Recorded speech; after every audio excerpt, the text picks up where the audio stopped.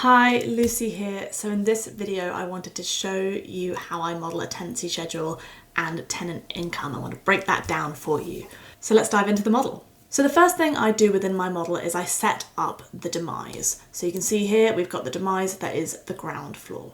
I then add in my lease 1 details. So lease 1 refers to the current in-place lease. So that's the detail that you'll find in the brochure if you're buying a new asset, or a tenancy schedule if you're looking at an existing asset that you already own. What I then do is I then add in my reletting assumptions. So that might include a refurbishment if there is a refurbishment happening on this site, followed then by L2 or lease 2, which is those reletting assumptions, which includes things like the void, the rent-free, the lease length, etc. I then have details on my irrecoverables. And then in this model, I also have my exit calculation because this one can calculate on an asset level or a tenant level. So what I then do is I pull out these key dates. So this model is quarterly, so the first thing I'm doing is making sure all the dates match the quarter ends for ease later on, and then I'm pulling through each of the key dates that I want an event to happen on. What I then do is I pull all of that information into a key date schedule. So if I open this up and show you, you'll see what happens here is it shows all of the events that are happening in each quarter. So this lease has L1, L1, L1 until we get to the point where we've got a rent review, and then it switches up to L1 rent review 1.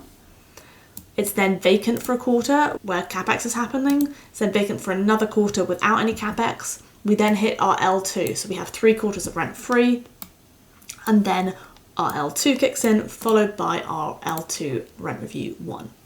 The reason why I do this is it makes it really easy to check that things are happening on the right dates. So now I can see, is this what I'm wanting to show? Am I wanting to show that there are 2 quarters of vacancy and then 3 quarters of rent free?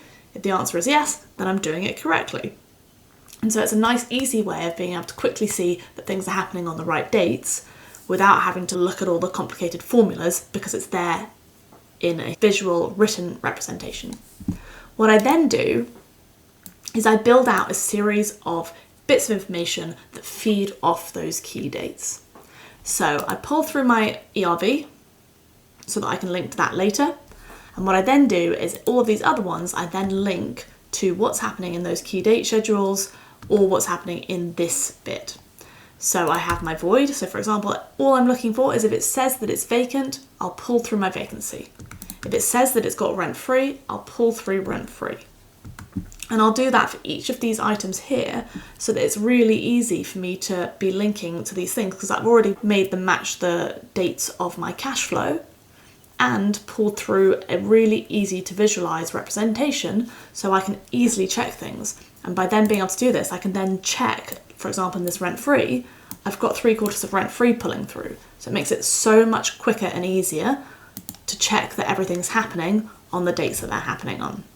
So all of the information on the tenancy schedule goes from the first date to the last date of the cash flow.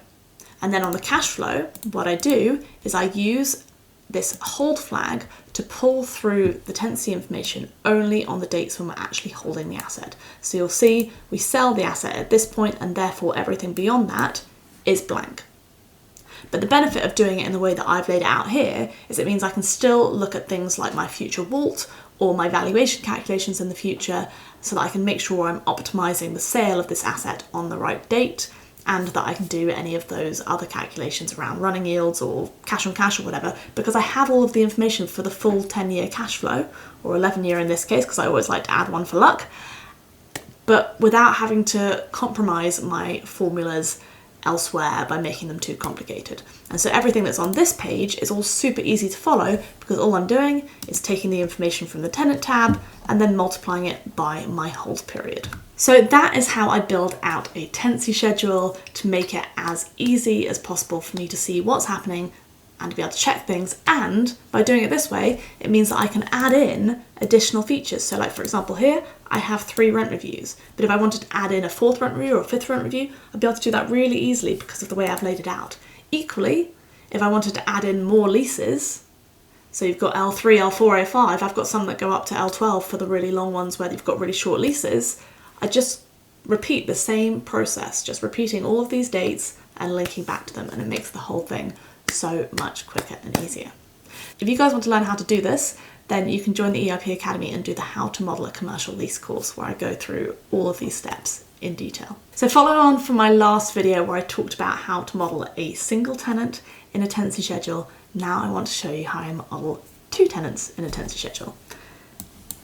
So let's head back into the model, and you'll see it looks exactly the same as when I did the single tenant video, but this time I'm going to add in another tenant. Now, lots of people lay these out in such a way that when you add a new tenant line in, you have to add it in here and there and over there and all the way over there and all of these different places. And it takes a long time. And so you'll see most models, when they're set up, they have 10 or 20 holding places in them. But I don't like to do that because it makes it a bit messy to read. So I like to do it like this. And then when I want to add another tenant in, I simply insert a new line and copy and paste that into there. And because I've linked everything up to include that, the whole thing has taken 2 seconds. Really, really easy. Now, follow on video from when I showed you how to model 2 tenants. It's time to model 3 tenants. What we're going to do, we're going to insert a new line. We're going to copy and paste. Now we have 3 tenant lines. Following on from my video where I made 3 tenant lines, now let's go big. Let's make 20. What I'm going to do, I'm going to insert the lines. So we're going to insert it down to there. And copy. I'm going to paste.